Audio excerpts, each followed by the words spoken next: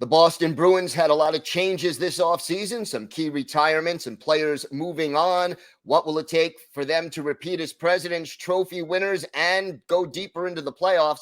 Ian McLaren of Locked On Bruins is here to talk about that and more next on the Locked On NHL Podcast. You're Locked On NHL, your daily podcast on the National Hockey League.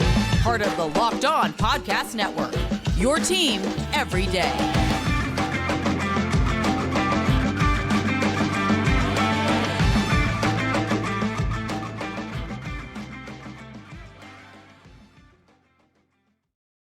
And welcome, everybody, to the Monday edition of the Locked On NHL Podcast, part of the Locked On Podcast Network, your team every day.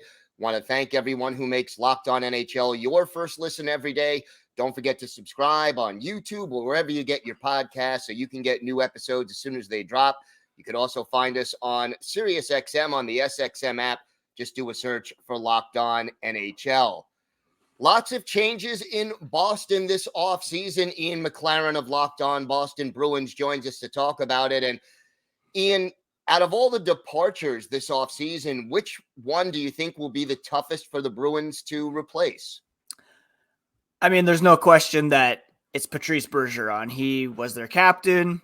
He won the Selke Trophy again last season, and he certainly had some gas left in the tank. He was playing at an elite level as a two-way center.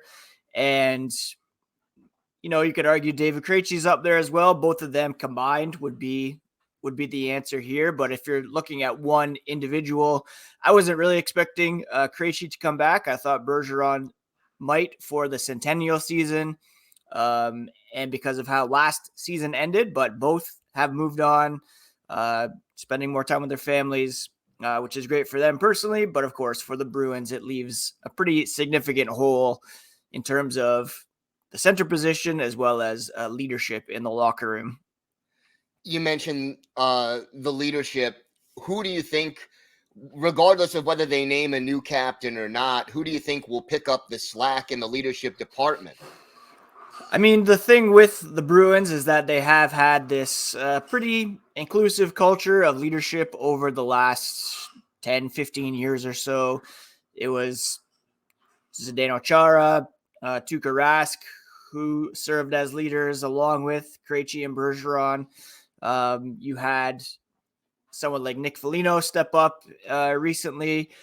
It's going to be kind of a leadership by committee, despite the fact that it looks like they will name a new captain. But even if one single player has the C, you will still have players like Brad Marchand, Charlie McAvoy, David Pastrnak, Hampus Lindholm, the goaltending duo of Linus Ullmark and Jeremy Swayman, as well as Charlie Coyle, who's been around for a while, and the returning Milan Lucic, who relished the opportunity to don the spoked B once again. He's been gone since 2015. He was part of the team that won the Stanley Cup in 2011, went to the final with them in 2013. And, you know, he may not play all 82 games, might have a more limited role on the ice, but he certainly will help to carry on that legacy, the culture that had been built up with Bergeron and Chara before him as team captains. Who do you think gets the C? I've kind of gone back and forth with this. I really do think that Brad Marchand is the likely choice. He was literally Patrice Bergeron's wingman for so many years, playing on the left side, becoming an elite winger in the NHL.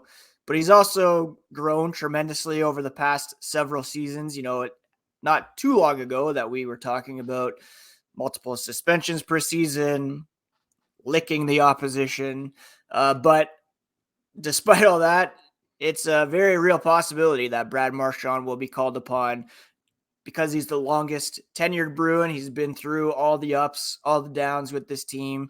And he's still one of their best forwards at the same time and still a few years left in the tank. Now, it's possible that they could usher in a new era and go with someone younger. David Pastrnak is their best player, so he jumps off the page.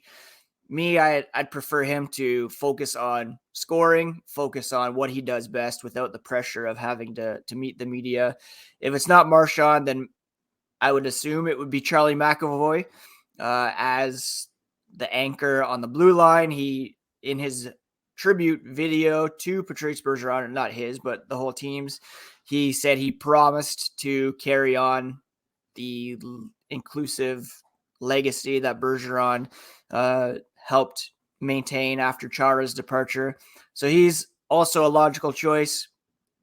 If they decide to go straight to McAvoy and skip Marchand, I could see that happening, but I could also see a situation where they give it to Marchand. He wears the C for a few years during this transition period, and then McAvoy's the guy going on once Marchand retires in a few seasons. You mentioned Ullmark and Swayman. How do you picture or project the goaltending combination to work out as far as how many starts each of them is going to get if they're healthy? Yeah, if both are healthy, I would assume it would probably be as close to a 50-50 split as logistically possible. Both guys played at a high level last season. Linus Ullmark, one of the reasons why he was able to post such great numbers is because he has that partnership with Jeremy Swayman. One of the knocks against him in the Vezina voting was that he didn't have as many appearances as some of his peers, but when he was in the crease, he was as good or better than anybody else.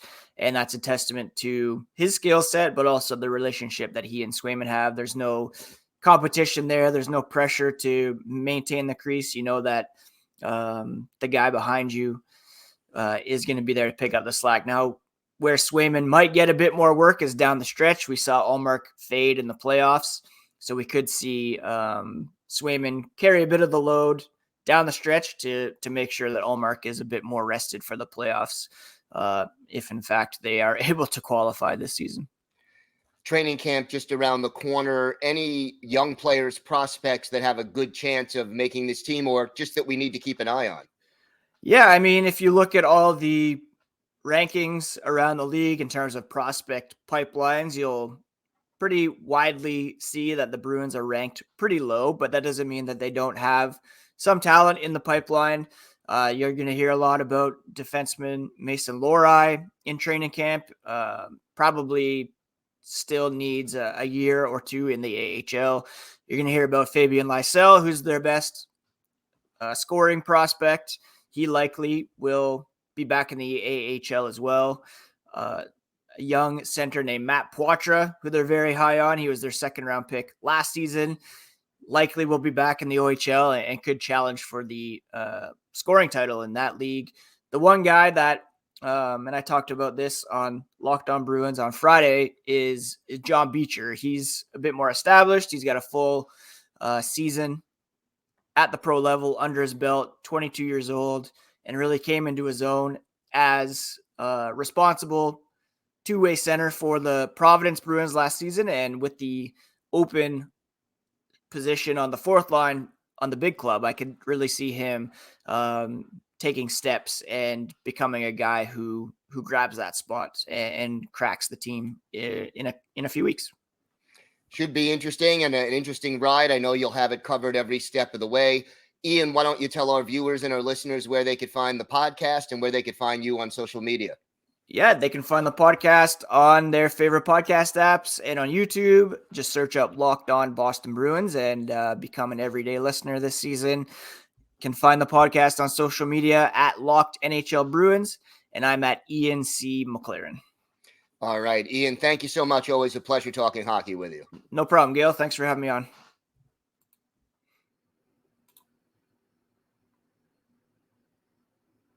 Today's episode is brought to you by FanDuel Sportsbook. Snap into action this NFL season with FanDuel, America's #1 sportsbook. Right now, new customers get $200 in bonus bets guaranteed when you place a $5 bet. That's $200 in bonus bets, win or lose. If you've been thinking about joining FanDuel, there's no better time to get in on the action. This app is so easy to use. There's a wide range of betting options, including spreads, player props, over-unders, and a lot more. So visit FanDuel.com/LockedOn and kick off the NFL season. That's FanDuel.com/LockedOn. FanDuel, official partner of the National Football League.